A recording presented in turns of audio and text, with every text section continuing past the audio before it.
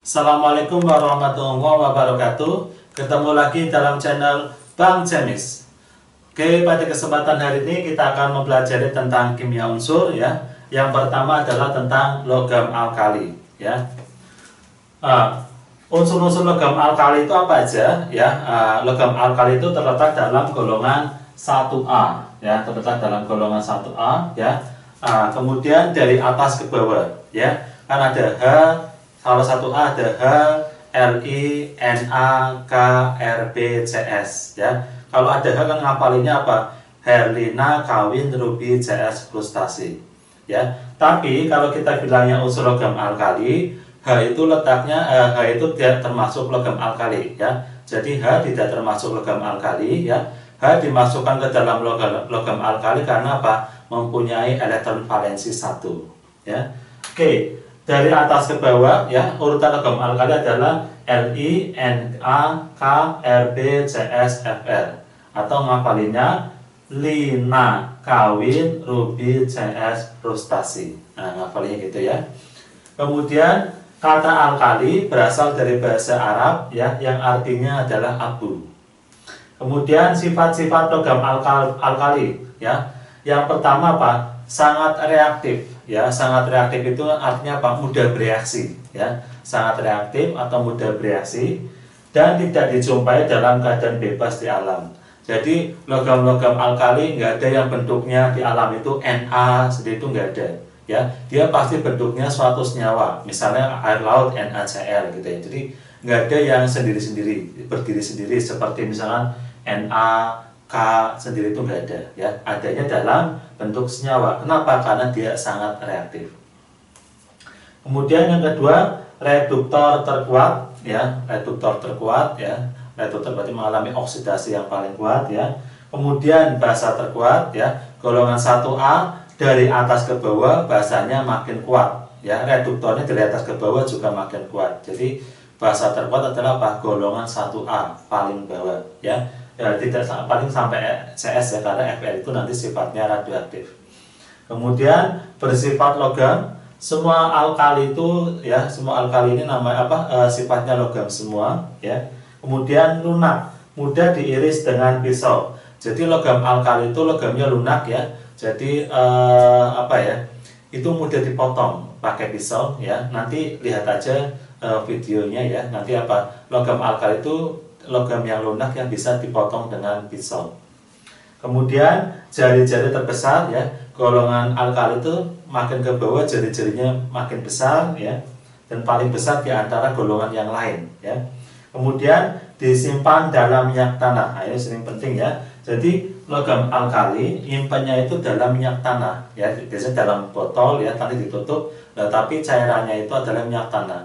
Fungsinya apa? Untuk mencegah kena dengan air ya, atau kontak dengan air, karena kalau kena dengan air dia bisa bereaksi ya, atau bisa rusak lah.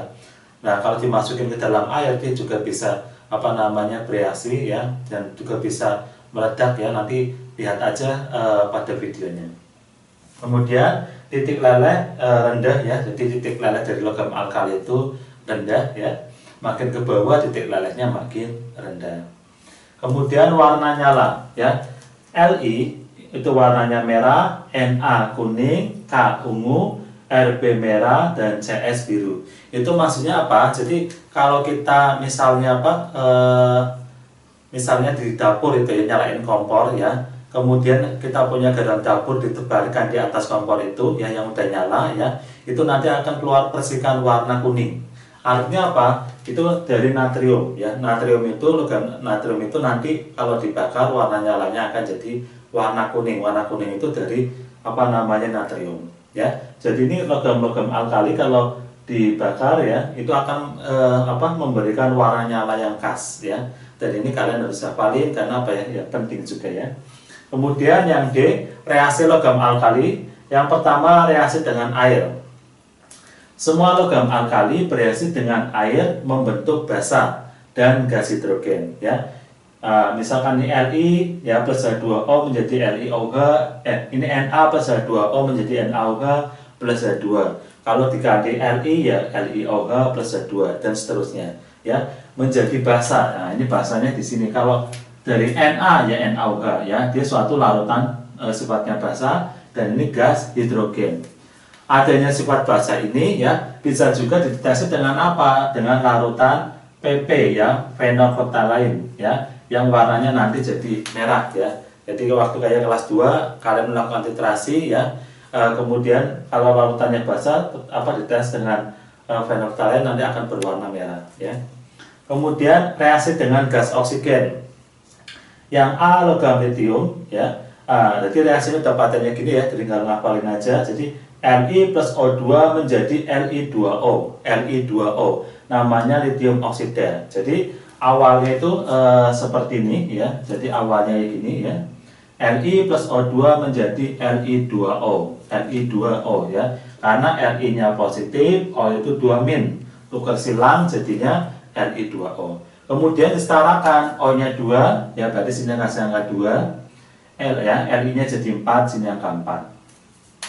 Natrium juga sama ya. Natrium plus O2 menjadi Na2O ya. Ini namanya litium oksida ya. Ini namanya litium oksida. Oksida ya. Kalau ini namanya natrium ya, natrium oksida.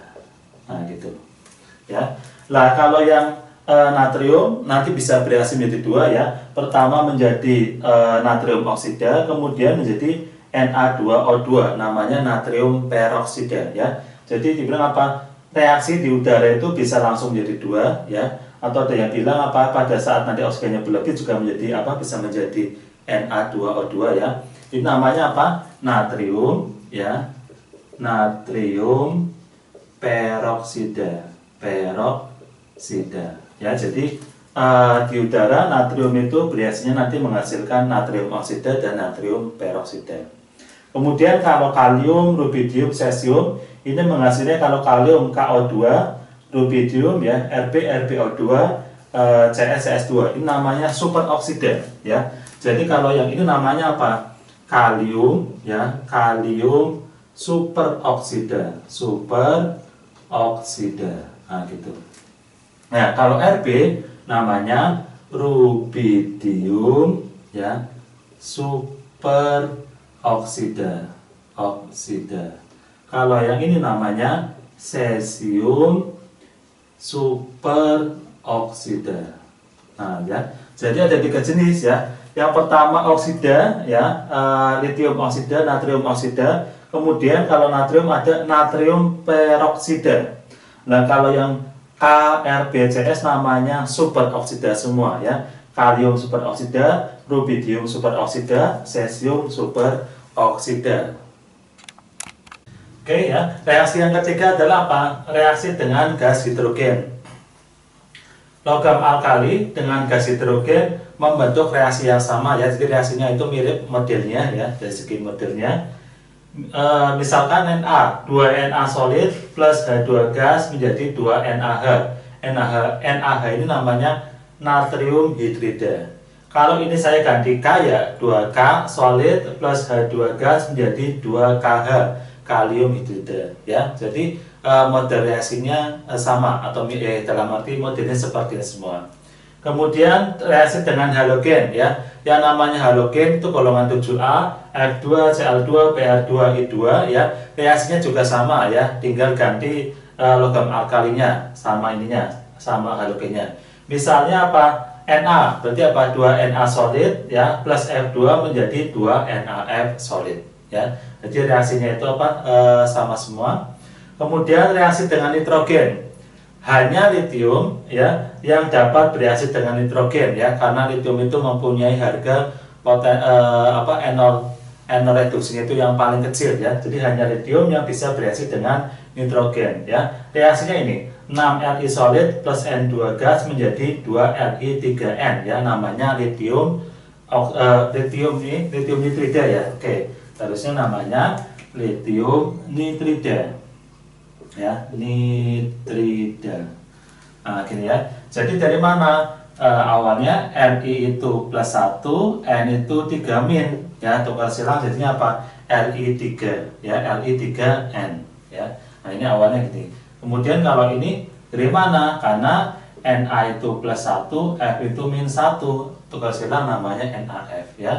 Begitu juga sini. Nah, di sini H-nya jadi bermuatan negatif ya. Jadi bermuatan negatif di sini NaH. Kemudian kita masuk ke gunaan ya. Pertama litium ya. Aliase atau gabungan atau paduan antara litium dan aluminium ya. Itu untuk bahan pesawat terbang. Jadi untuk membuat apa namanya? Badan atau gambarnya ini dari pesawat terbang ya, intinya bagian dari pesawat terbang. Kemudian ada C17 H35 COOLi untuk pelumas mobil ya. Kemudian natrium ya, ada NaOH atau soda api ya untuk sabun ya. Nah, jenis sabunnya sabun padat ya. Untuk kertas deterjen itu NaOH ya. Na2B4O7.10H2O namanya boraks ya. Ini untuk pengawet ya, salah satu pengawet untuk mayat ya, selain apa namanya formalin ya, biasanya untuk pengawet ini. Kemudian NaClO ya, baiklin ya. Kemudian NaHCO3 untuk soda kue. Kalium ada KOH untuk sabun cair ya. KNO3 untuk bahan peledak, petasan, korek api. Jadi kalau ada kalian apa namanya petasan-petasan, salah satu senyawanya ya kalium, namanya kalium nitrat ini ya. Kemudian rubidium untuk katalis pembuatan fotosel. Oke, jadi gini, untuk kimia unsur ya itu yang dipelajari sangat luas ya. Misalkan kegunaannya juga sangat banyak ya. Jadi yang saya taruh di sini ya, yang saya tampilkan hanya bagian yang penting-penting. Kalau dipelajari semua itu nggak mungkin kita akan hafal semua ya. Jadi intinya kalau di logam alkali ini ya, atau di kimia unsur, apa yang dipelajari? Yang pertama ya bagian-bagiannya, unsurnya siapa aja. Kemudian yang kedua sifat-sifatnya. Yang ketiga reaksi-reaksinya atau ada warna nyalanya ya. Yang keempat warna nyalanya. Yang kelima adalah tentang kegunaan. Jadi 5 bagian ini yang apa namanya biasanya umumnya akan dipelajari, bisa 5 bisa 4 ya. Jadi tidak biar apa? Biar tidak terlalu luas, karena memang kalau kimia unsur itu biasanya apa? Dia sangat luas.